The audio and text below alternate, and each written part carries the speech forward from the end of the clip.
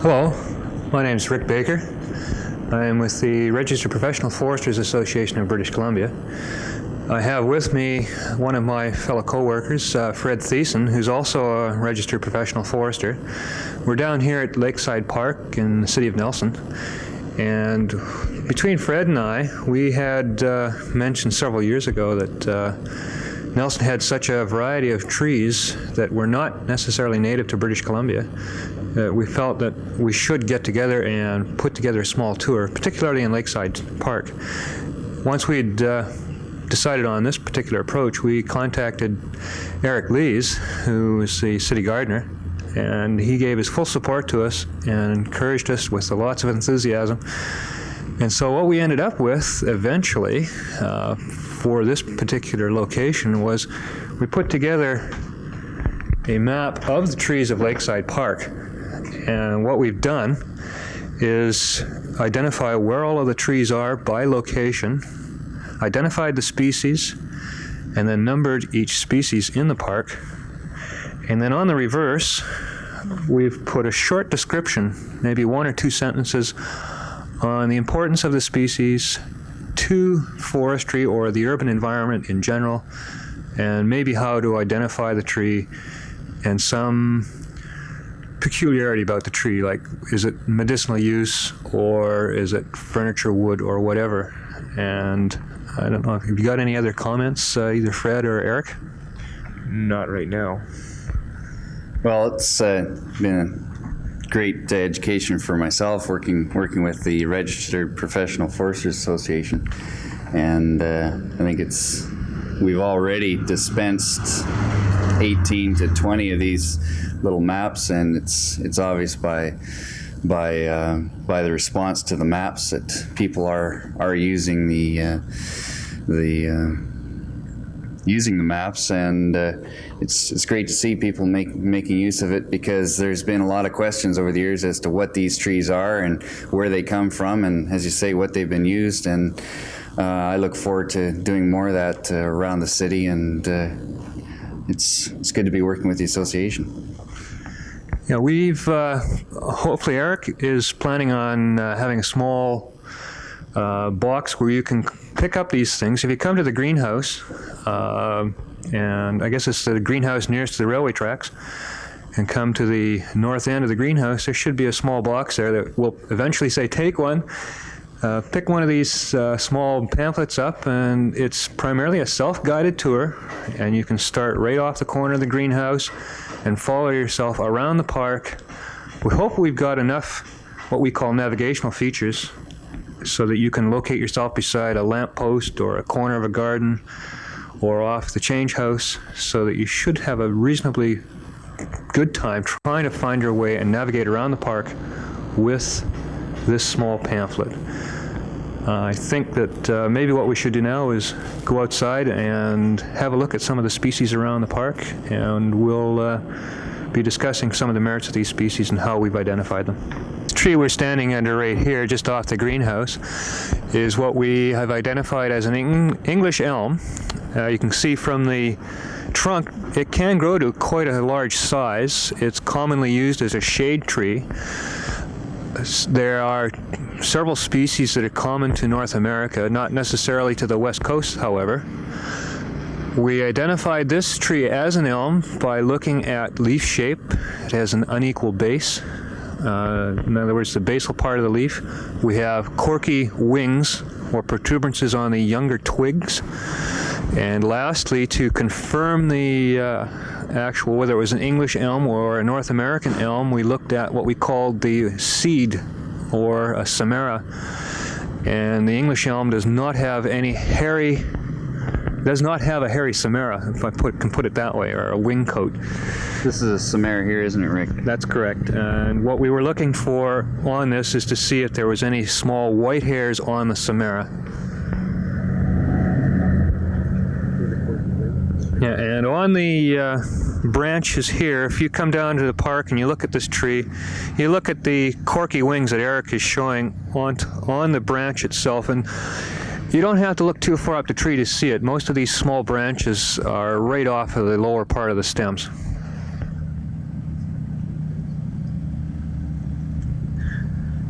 And on the unequal leaf base, I think if you hold that up against the branch here, we can look right down here where Eric is pointing. The base of the leaf is unequal. They don't join at the same point on the petiole. Did you get that? Several of these parks. Yes. The next tree we come to in the park, which is quite close to the English elm, which we just looked at, is a Norway spruce. And if you really want to know and identify a spruce, just go up to the branch and grab one of the branches here, and the needles are very, very sharp. And if you are not careful, you could actually puncture your hand. The other thing you might want to do is to take a needle and try and roll it in your fingers. Most spruces, the needles are four-sided, and they will definitely roll in your finger, and you can feel it as it rolls back and forth. This tree is native to Northern Europe. It is used for lumber primarily. I would imagine it's also used for some furniture manufacturing. But it's been imported to North America and is commonly planted as an ornamental or in people's backyards, and commonly through most of the parks throughout North America. Shall we take a walk to the Tree of Heaven? Yes, okay. We'll move over across to what is commonly called the Tree of Heaven. And the thing to note about this tree is the very long leaves. Now, if we can pull down this branch here,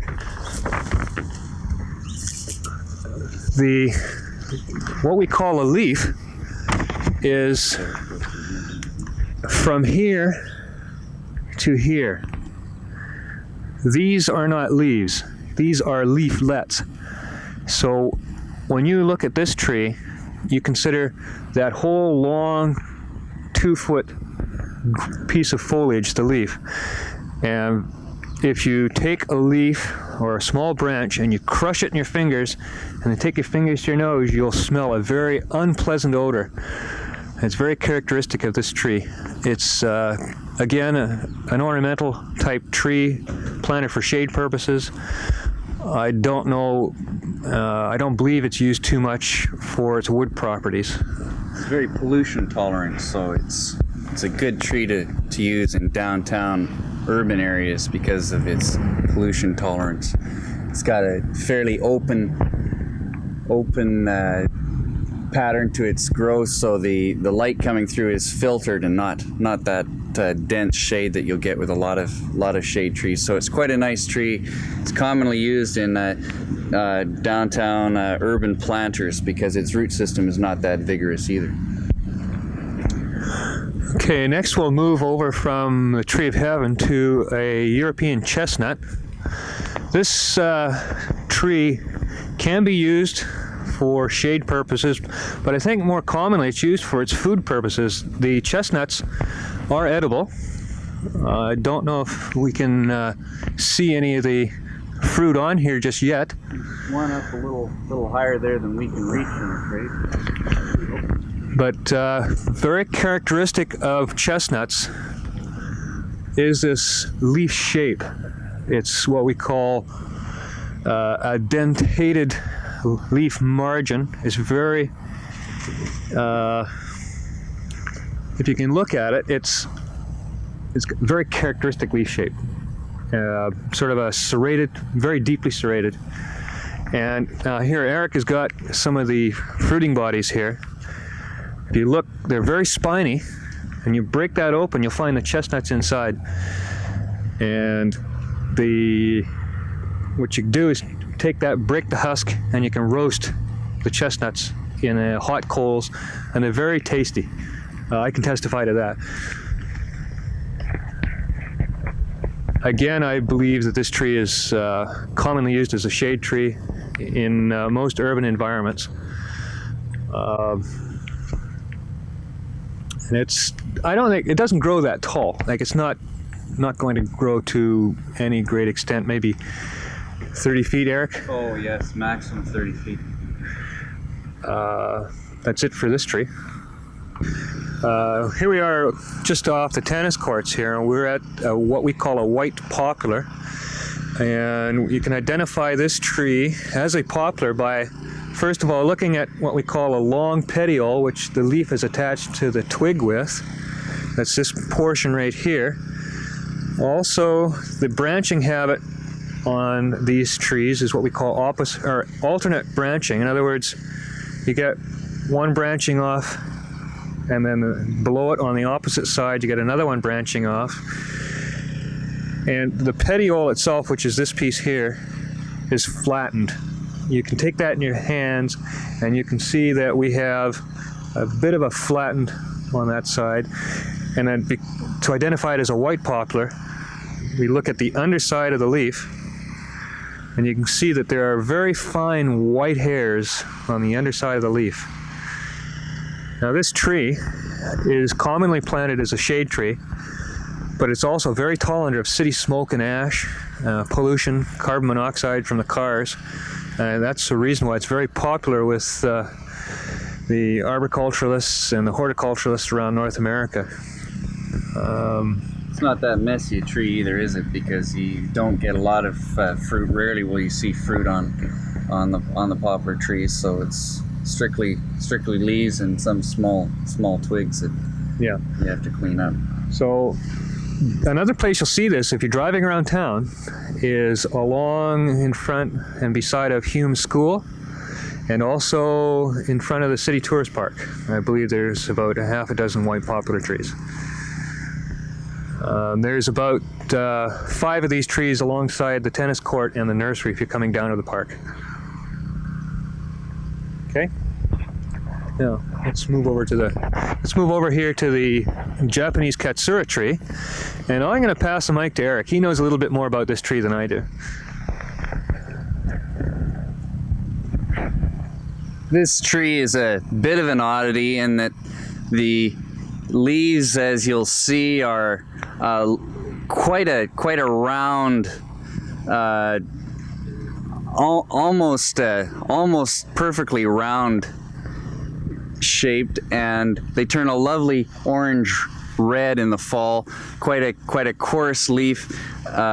It may be confused with some other species, but easily identified by, again, the round shape to the leaf, slightly serrated, and the red petiole. It's we haven't used the Latin names for these trees, but it has a rather interesting Latin name, Cercidophyllum, which I kind of like the sound of. Some of these Latin names have an interesting sound to them. So this is the Cercidophyllum, or the Japanese katsura tree, really grown pretty much entirely for its fall color. It's got, as I said, a lovely orange-red fall color. Not really much more to mention about this particular tree here, except that as time goes by, it'll open up into a lovely open round-headed tree. It's the vandals got to one side of this tree earlier this year, so it kind of destroyed the lovely symmetry to it. But as time goes by, it'll develop into quite a nice tree with a lovely informal profile.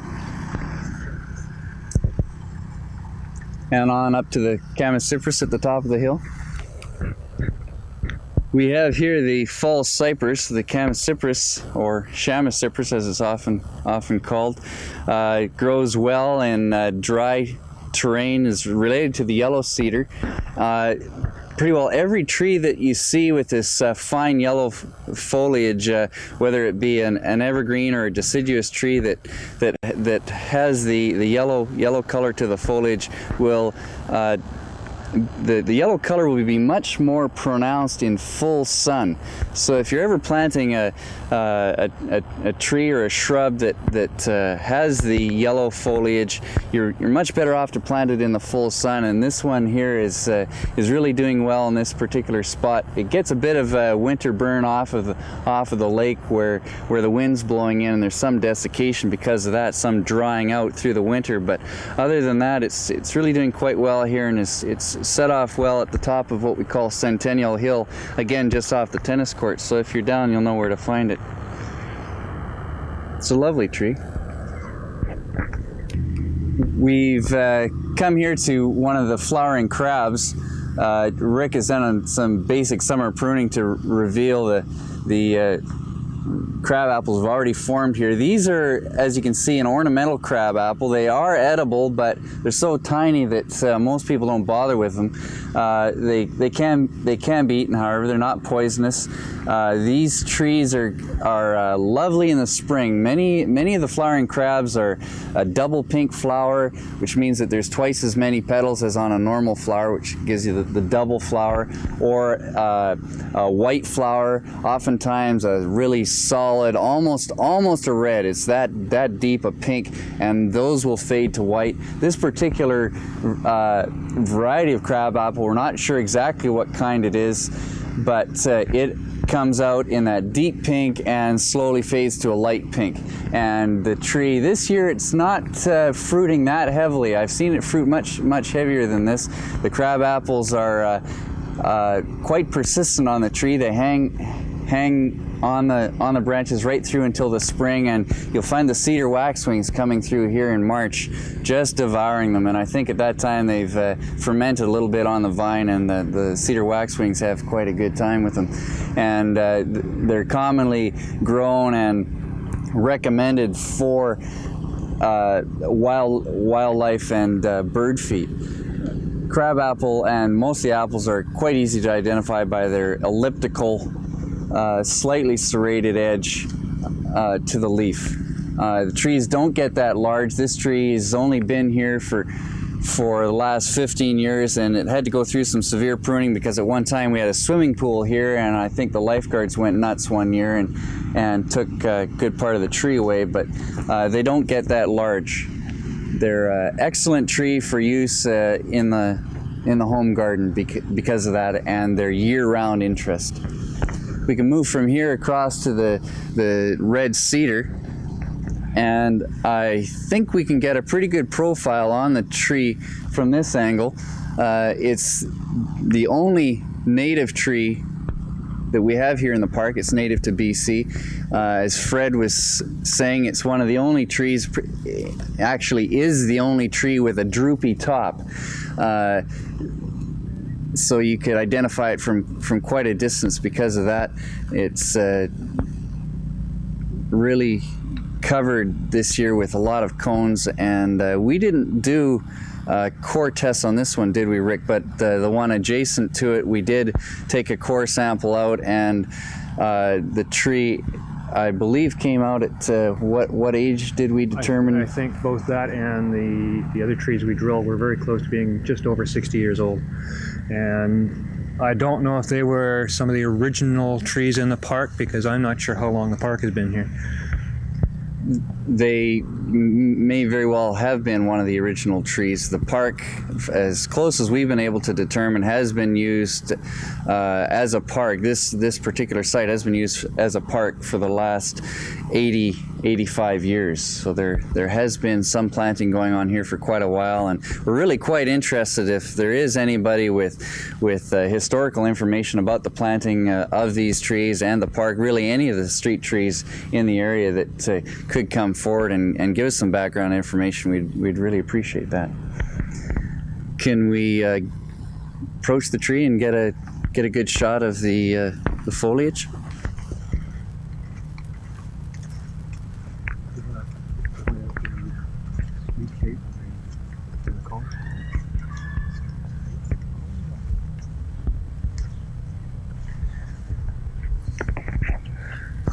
If you look at this tree, you'll notice it's got very small cones, which makes it's one of our conifers with the smallest cones in western BC, and it's got a very fine, tight leaf. It doesn't look like an ordinary conifer leaf. It much resembles the ornamental cypress leaf in shape. And if you look at the bark, you'll notice that it's got very stringy bark, I guess would be the way to describe it. And the wood characteristics allow this tree to be used primarily for ornamental uses inside the house or for the shake and shingle industry. We're now standing next to the change house, and there's several large, bold trees right next to the change house, and these are known as silver maples, and they're characterized by having the leaves take off opposite from each other on the stem, as you can see right here, and then the leaf itself is deeply lobed, and it's the only maple to have a very deeply lobed leaf such as this. What about the underside? Okay, now if you flip the leaf over, you'll find that it's got quite a silver undersurface to it, like that, hence the name silver maple. And these are probably the largest bold trees in the park, and quite likely the oldest planted ornamentals, I should think. If you look over to the stem, you'll see that some of the stems here are about 2.5 feet through. And the third tree over there is also silver maple, and I believe it probably has close to a diameter of 4 to 5 feet. Where can we find these, Fred? Where do they grow naturally? These trees are found in eastern Canada, pretty much in southern Ontario and southern Quebec, and then through the northeastern United States. Okay, at Lakeside Park on the sandy beach, there's several willow trees planted, and these willow trees are known as weeping willow, and they're characterized by having long, droopy branches, and then the leaves are quite thin and long, perhaps about that wide and that long. Most home gardeners would be familiar with this tree as the tree that grows into their septic tanks, or if it's too close to the house, the one that grows into their drain tiles and plugs them up. If you look at the tree here, you can see its long, drooping branches. It's often planted as an ornamental throughout North America. It's native to wet stream banks and really loves the water. Yes. Right now we're just north of the change house, and we're standing in front of a Siberian elm. And the Siberian elm is a very fast-growing tree, often used for windbreaks or for hedges. It's got very brittle wood. And if you look closely at the leaves here, it's got the elm leaf habitat, which is a non-symmetrical leaf base and a slightly serrated leaf margin.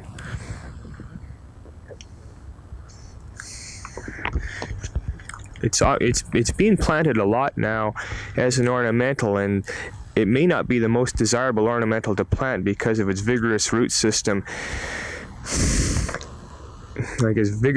And fast growth, and it may grow up to a very tall tree in a short order when you may not want such a tall tree. This tree right here is only about 20 years old and is already 60 feet high.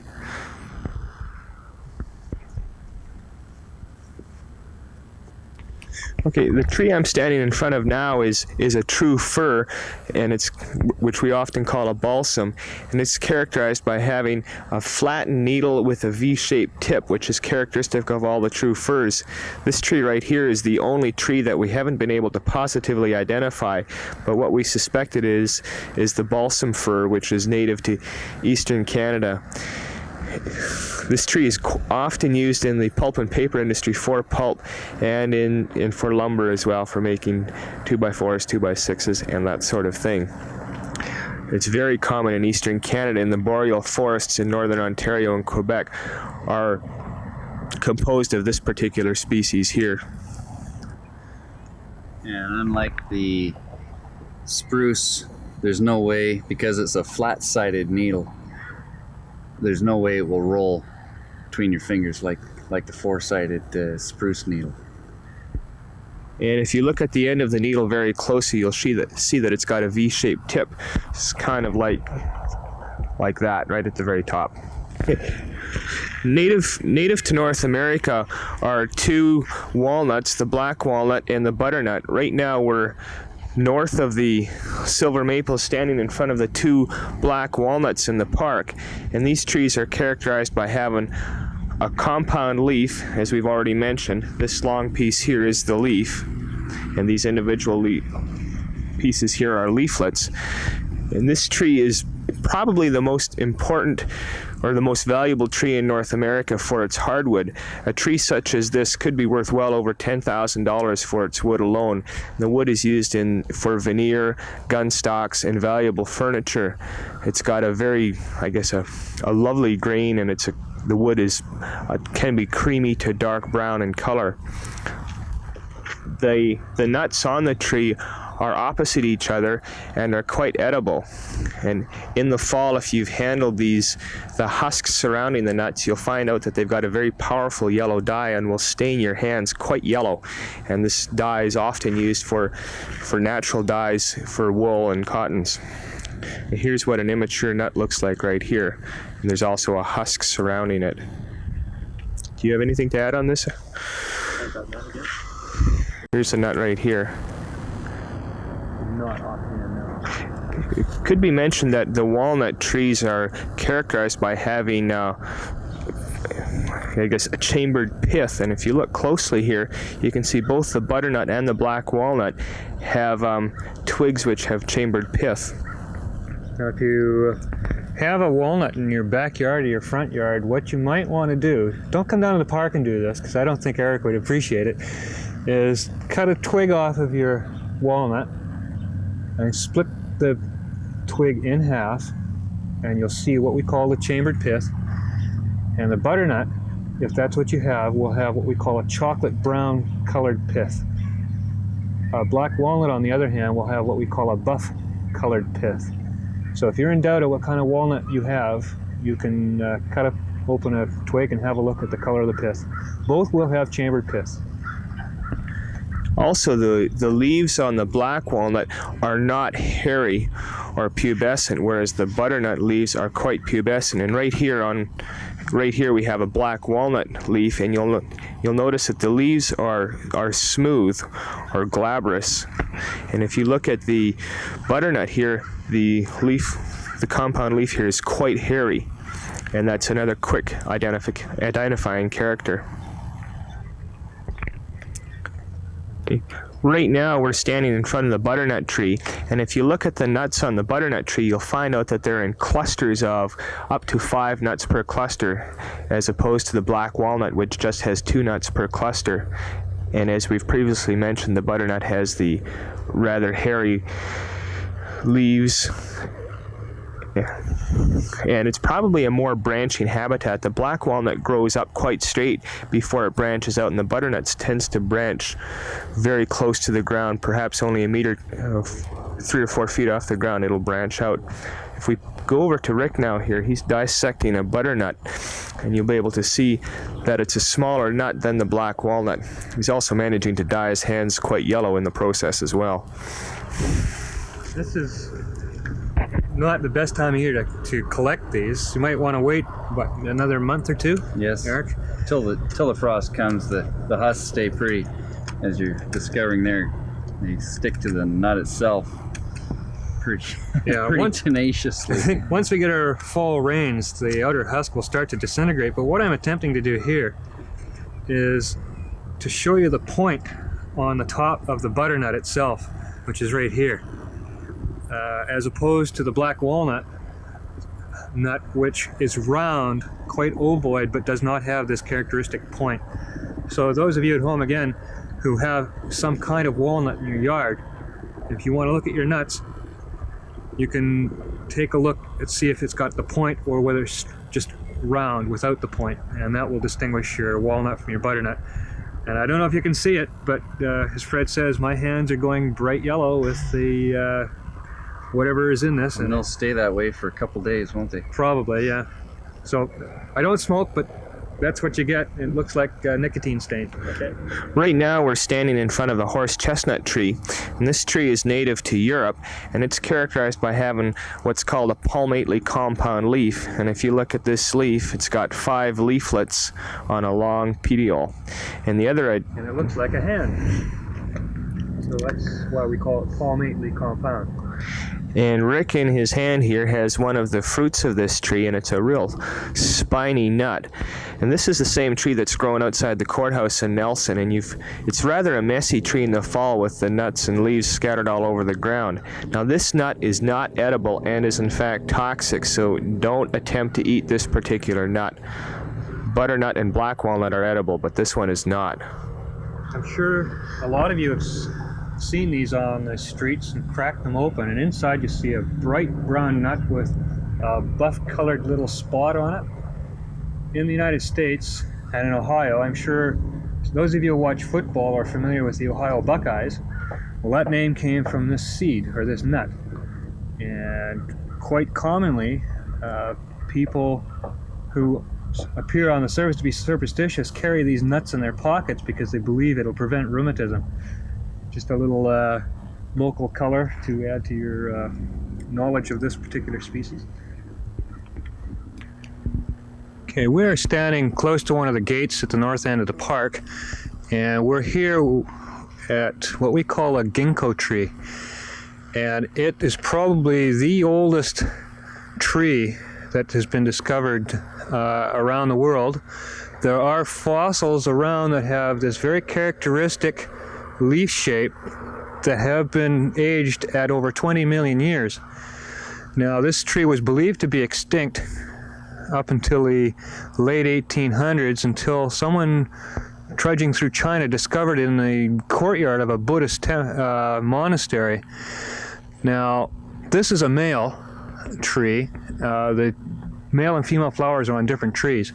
But if you have a ginkgo in your backyard, and I think there's a few around Nelson, one that I know of, you can go outside and have a look. And if you've got a female tree, you will have bright yellow berries.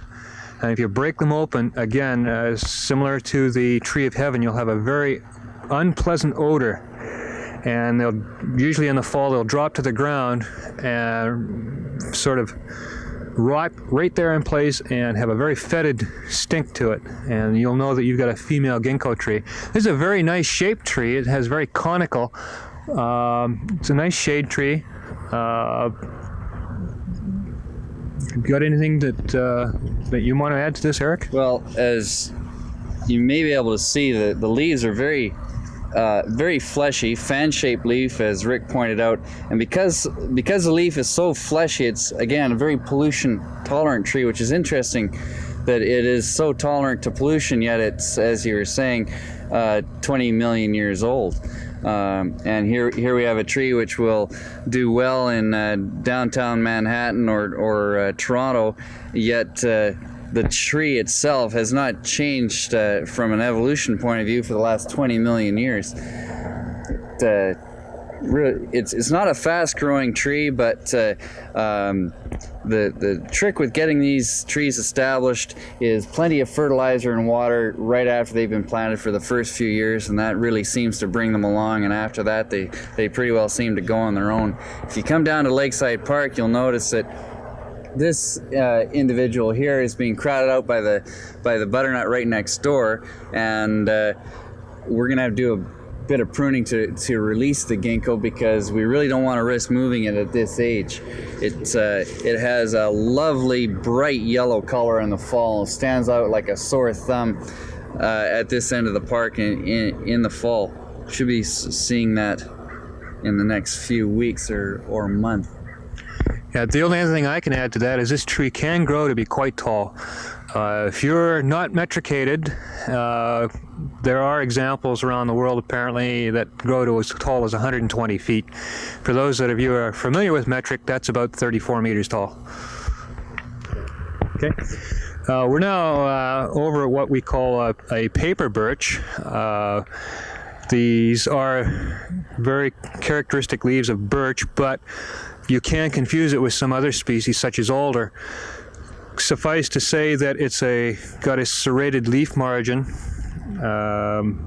It branches opposite or alternate, and perhaps more characteristic is the bark of this tree. When you look at it from quite a distance, it'll appear very white. There'll be large, what we call lenticels, which are these horizontal marks across the bark. But this is a tree that the Indians of eastern North America and David Thompson, the famous explorer, used for their birch bark canoes. As to why it's called a paper birch, if you look at the way the bark peels off, it comes off in very thin sheets, very paper-like. And I think that, if anything, will give this tree away as being a paper birch. I don't think that there really is much use for it other than as an ornamental. It might be used for a bit of furniture work, but other than that, the wood isn't strong enough for dimension lumber.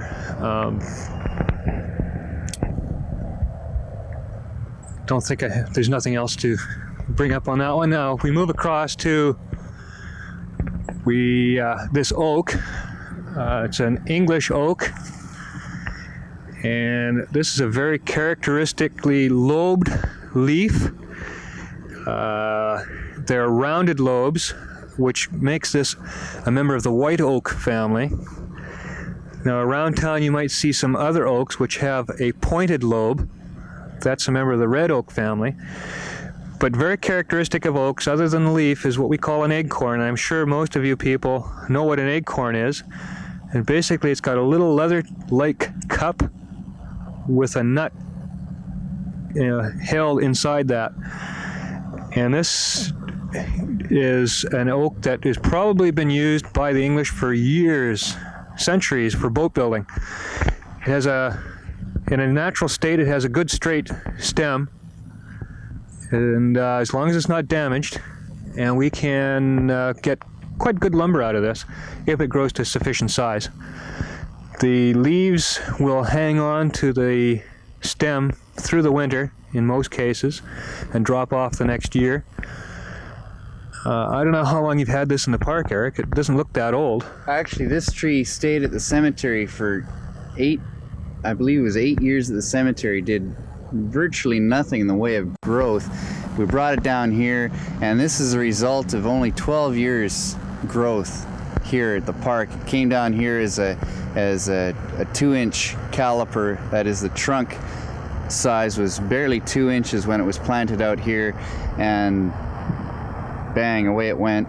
And for a slow growing tree like an oak, this is substantial growth. We suspect there's groundwater underneath here, and this tree has really grown.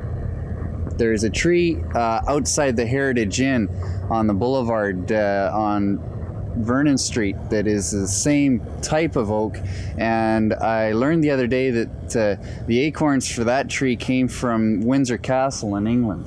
And there are a number of other trees around the area which are about the same size, and we suspect that they're all the result of a bucket full of acorns that came over from Windsor Castle.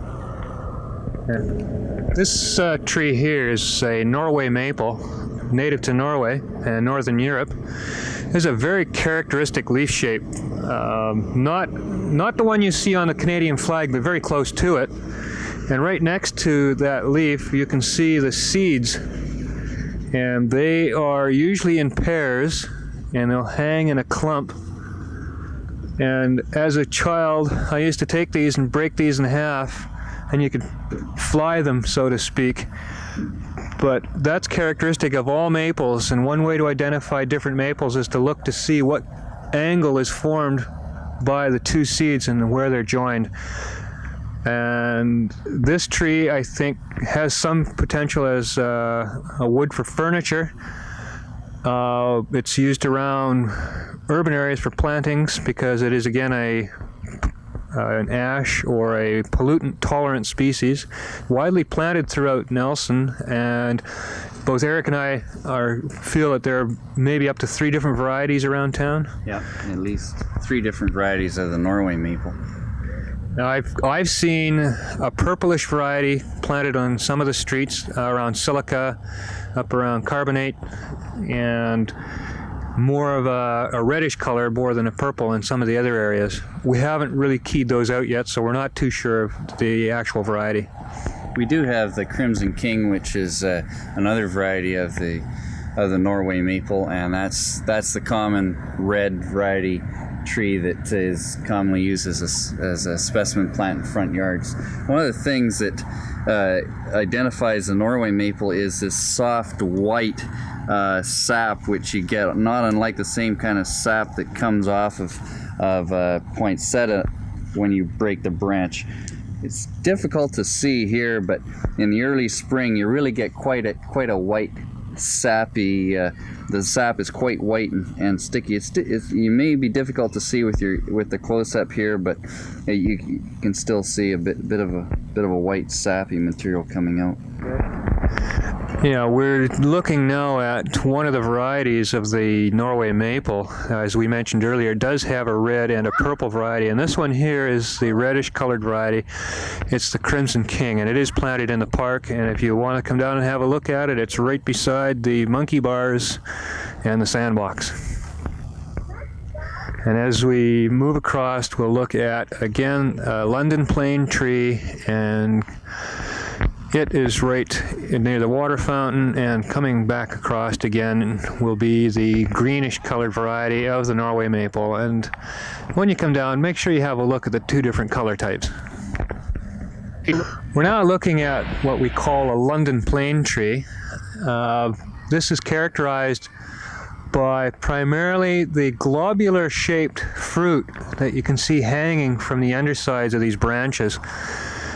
And also the leaf shape, which some people might confuse with a maple tree. But when we get up a little closer and we have a look at the leaf, you'll definitely see that we don't have the similar kind of venation, and that's another way we can look at it. But this tree also has a bark that is very characteristic, and if you look at the trunk of the tree, you'll see that the bark flakes off in very large chunks, and it does this annually. It's not like somebody's vandalizing it or anything, but as the tree grows and expands, it pushes out the bark, cracks it, and the bark sloughs off. And it'll grow a greenish colored bark early next spring, and it will toughen up and darken as we get into the summer and fall.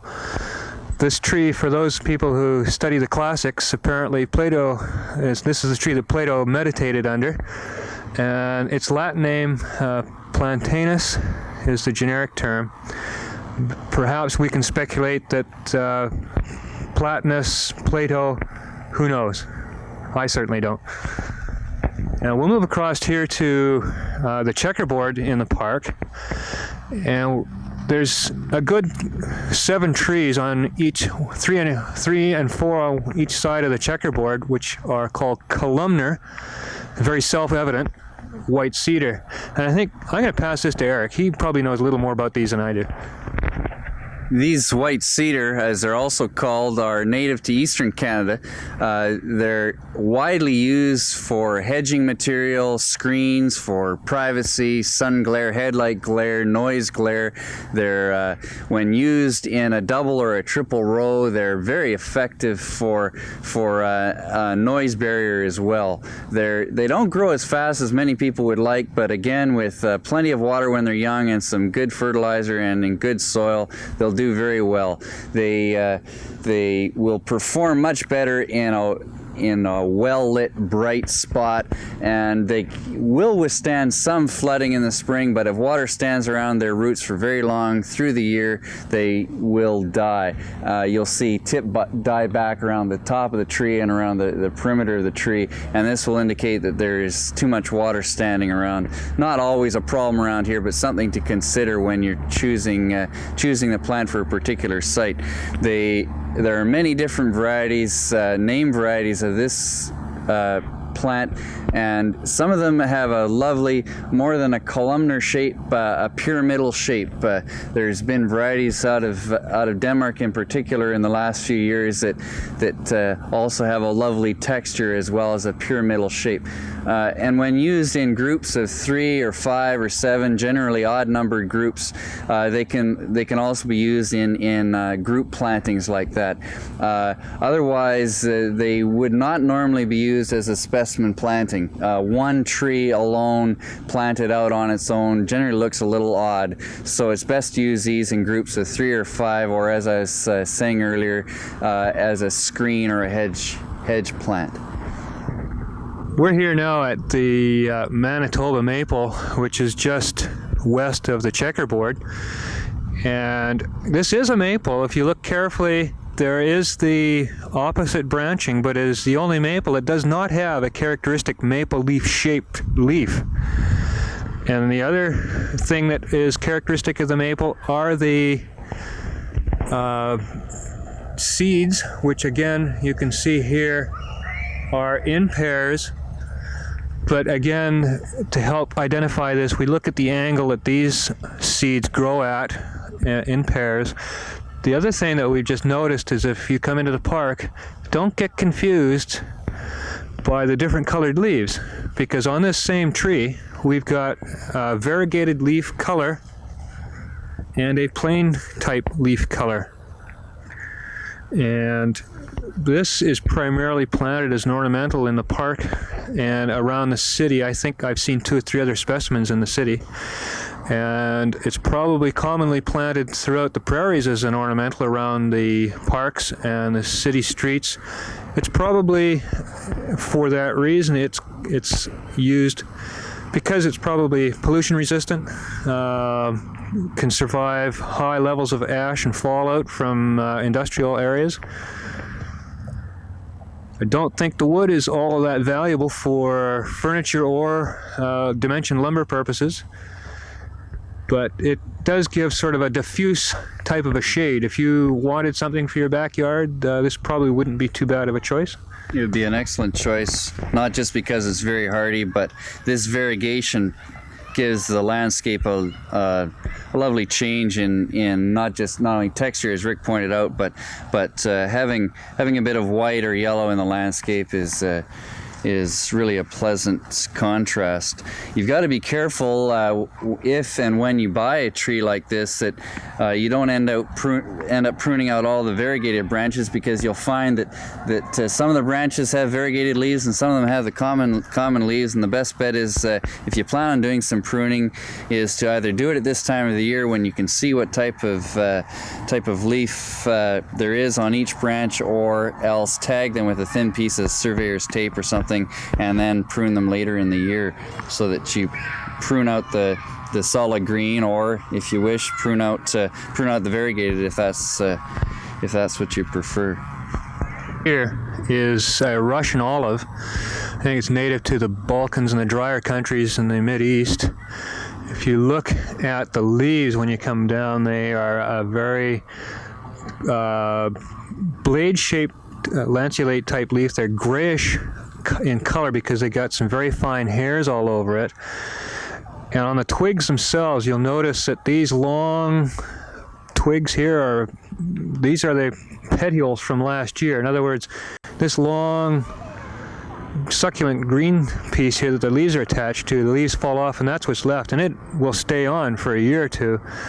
Another interesting feature of this particular tree is there are spines on the twigs, and there's one right there that gives it some form that we use to identify this particular species. Another interesting feature is when you look at the bark, it's very stringy, much like the western red cedar, but very effective. Kind of a nice texture, nice to look at.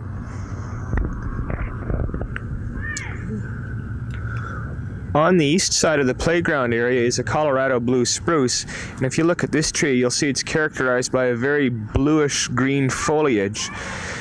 And this tree is native to the Rocky Mountains of the central United States, Colorado. And it's a very popular ornamental throughout North America, particularly because of its very green foliage. It grows, it's a moderately fast-growing tree. I should imagine that this tree is maybe about 50 years old, and it's quite tall at this point. It's a very compact tree, so it doesn't take up a lot of space in a garden.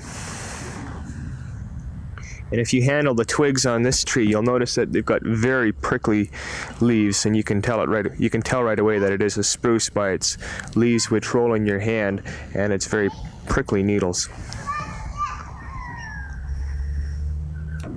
If you're a spruce tree owner and you've noticed that the ends of some of the buds on your spruce tree have this brown or dead leaf growth at the end of it, it's from the spruce gall aphid, and this particular aphid is native to North America and will attack all spruces.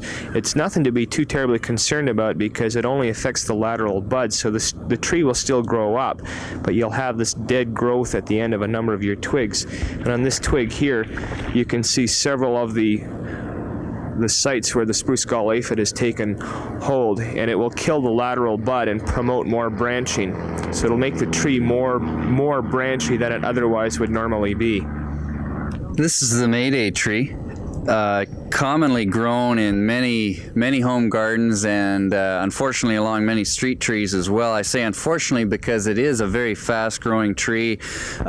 In fact, by many considered to be a weed species because it's so fast-growing. Consequently, same with the silver maples. These trees grow very quickly, and their branch structure is not that strong, and they're susceptible to wind and ice damage in the wintertime. So you wouldn't want to plant a tree like this too close to your home for fear of some point in the future part of it coming down your house. At this time of the year, you'll notice the small black berries, which again are persistent through the wintertime and produce some fruit for the winter feed for the birds, which is a good thing. The flowers are rather nondescript. Of course, they're not on the tree at this time, but you get a very light speckling of small white flowers on the tree, and a nice green elliptical leaf, but again not exactly the best choice for planting in front of a house. It's really, except for the winter feed that the berries give, not a really great tree. It could be used, I suppose, for a wind screen because it grows so quickly. You could plant them fairly close together, and because they grow so fast, you can usually get a hold of them for a fairly good price.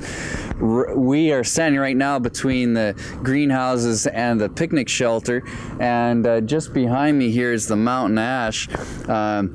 Everyone's familiar with, or most people are familiar with the mountain ash by their very characteristic orange and red berries. It's called the European mountain ash. Originates in Europe, is native to Europe, is a really lovely tree, not just for the red berries, which last right through till February, March, when again the cedar waxwings come in and have a lovely feast on their way through, and it has a white, very powdery, almost smoky white flower in the springtime, which is quite fragrant, and some people really enjoy the super sweet fragrance, and other people find it to be a little much, but nonetheless the flower itself is a lovely sight from a distance. It's not a difficult tree to grow. It does get some of the rust that other members of the apple family get, but is generally without problems.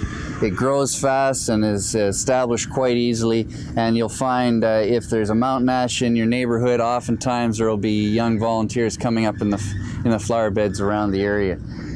It's as I said, an excellent tree to plant for winter feed for the birds.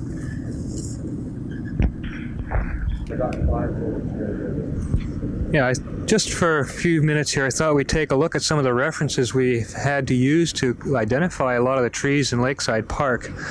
And I think the other thing I'll give you an idea is relative expense, because anybody who wants to buy a reference book is interested in how much it's going to cost. I think, first of all, this is a Canadian publication. It's called Native Trees of Canada. It's by Hosey. It's available from most bookstores for about $10. It's a good general text. It's got a description of where the tree is found, what characteristics to look for, and it also has some pictures which will help you identify it. At the back and the front of the book will also be some keys that you can flip through to identify yourself, either through summer characteristics or winter characteristics. So not a bad book to use for your own use. Next, the Audubon Society has several publications out for natural history. This is one of them. They produce two of these, Native Trees of North America, or Trees of North America. This is for the western region. A little more expensive than Native Trees of Canada. It's about $16. Can be got at most of the bookstores in town. Again, it has photographs, but this breaks it down into stems, leaves, flowers. And after you get through the photographs, there's a written description of where the tree grows naturally, how to identify it, and the characteristics to look for. A little more expensive, but it's a good one to have if you're interested in identifying trees. This one's just recently on the market, Trees of North America and Europe by Roger Phillips. It's about $16. It's, again, it's got photographs in there, color photos, good for identifying leaves. It gets into different leaf shapes. It gets into the fruits, and there are descriptions along with the photographs. The descriptions are rather brief, but the photographs are well worth the purchase if that's what you use extensively to identify your species with. This last book I have here, Illustrated Book of Trees, is a little more technical and a little more expensive. It's about $26 to $28. It's by William Grimm. He's a naturalist who's also taught at university, but it has a lot of keys in it. If you cannot find a picture in any of the other ones that matches what you've got, this gives you a basic breakdown of leaf shapes, the characteristic descriptions of the leaves. When somebody talks about a doubly serrate leaf, this will tell you what he means by that. It talks about the flowers, the different kinds of flowers. And then when you've got the basics down, it will go into keys and how to use a key.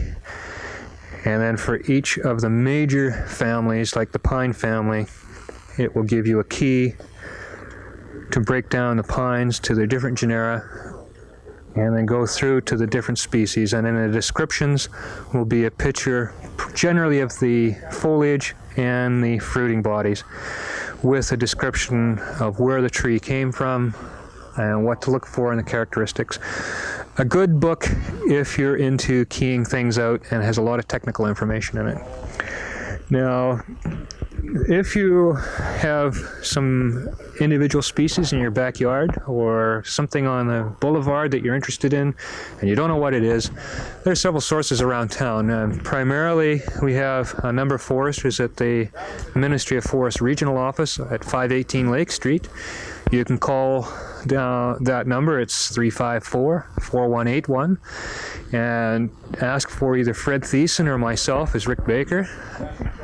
And if we can't identify it, we'll certainly find a source. We've got other references we can pull. And I would also like to direct you towards Eric Lees, the city gardener. And if you have any queries about anything in the park here, whether it be the trees, the shrubs, and maybe even more specific, your interest might be lie on the flower beds, because I'm sure Eric could be more than willing to give you some idea of what he's got growing in here, when you might want to plant it. If you've got some ideas on what colors you might want to have in your garden, by all means, don't hesitate to ask. We have some thoughts on future self-guided tours around the city, and I think it will depend in a large part on the response we get from the public on what we've done in the park here. The City Tourist Park on High Street has a lot of natural native species. We thought that would be another nice area to look at putting a tour together.